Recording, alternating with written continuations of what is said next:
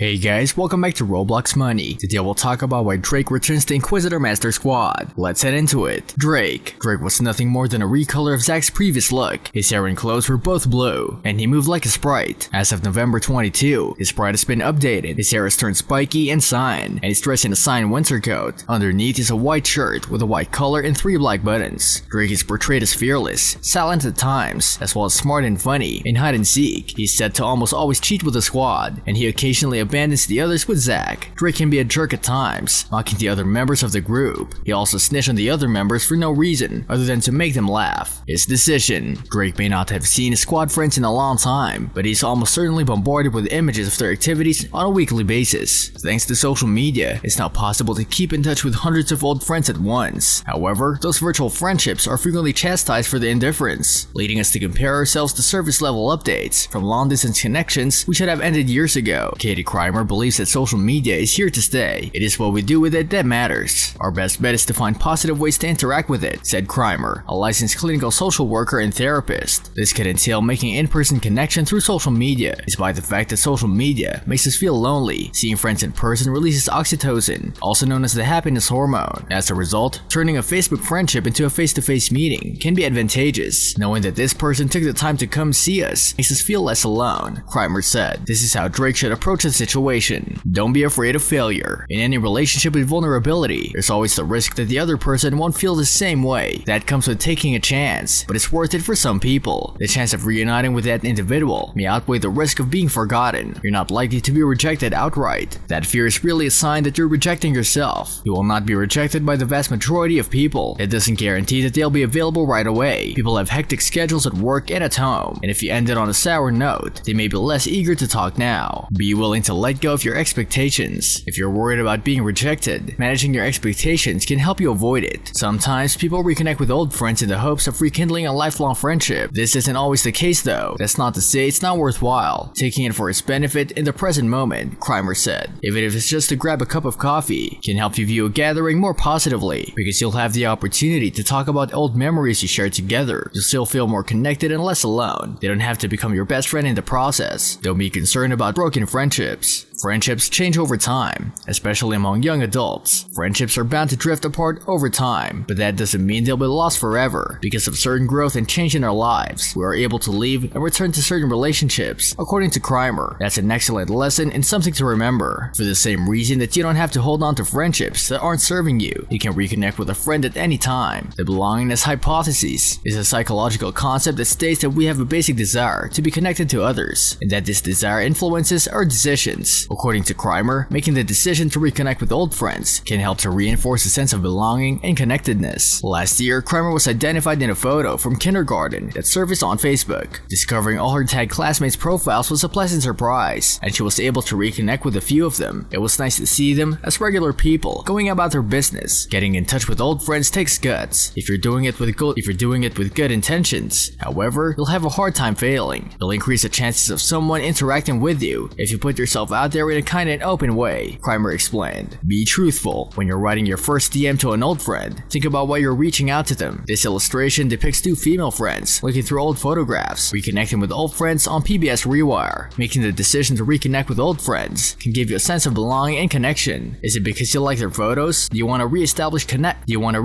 contact with them because you've been missing them? Or is it because you'd like to make amends for a previous miscommunication? It helps for people to be vulnerable and have some sort of explanation as to why they're reaching out all of a sudden, because some messages may appear deceptive. Being upfront about your intentions from the start can help you regain a friend's trust. They'll be more receptive to your work and agree to meet with you. What do you think about Drake? Did you miss him? Let us know in the comment section. This brings us to the end of our video. I hope you enjoyed it. Hit like if you did, and don't forget to subscribe to our channel so that you don't miss any of our videos in the future. Also, watch the 2 videos that are on your screen because I'm sure you'll love them. With that, I'll see you in the next video.